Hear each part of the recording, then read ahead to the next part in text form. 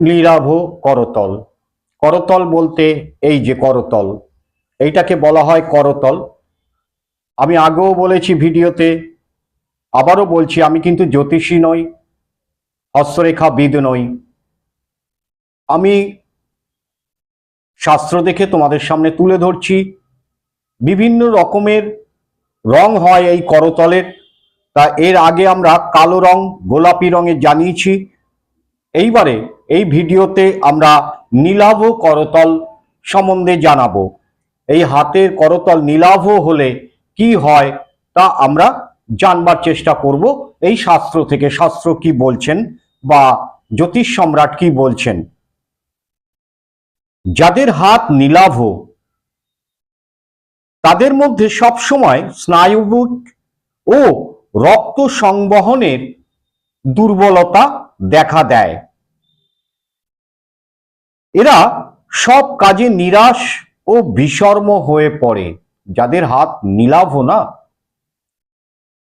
তাদের স্নায়বিক এবং রক্ত সংবহনের দুর্বলতা দেখা দেয়।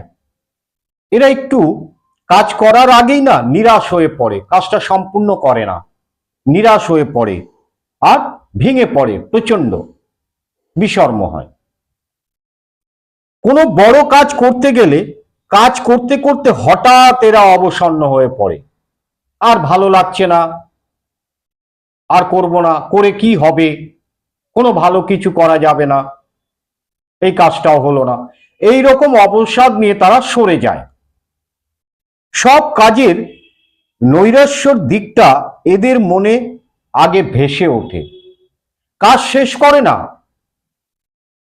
এরা কিন্তু কাজ শেষ করে না, অসম্পূর্ণ অবস্থাতে, কাজ শেষ হওয়ার মুখেও আর একটু করলে হয়ে যাবে, তখনই এরা নিজে নিজেই চিন্তা করে নেয় যে কাজ করে কোনো লাভ নেই, এ সফল হবে না, কি হবে করে, দূর, ফালতু সময় নষ্ট করছি। এই চিন্তা ভাবনার জন্য তারা মাঝপথে বা কাজ সামান্যটুকু বাকি যেটা করলে হয়ে যায় সেখান থেকে তারা অসম্পূর্ণ অবস্থায় ফিরে আসে। এই হচ্ছে ওদের মানসিকতা, এদের নৈরাশ্যটা বেশি। তাহলে আমি নীলাভ করতলের কথা বললাম, এরপরে ভিডিওতে আমরা আসবো লালচে করতলের সম্বন্ধে।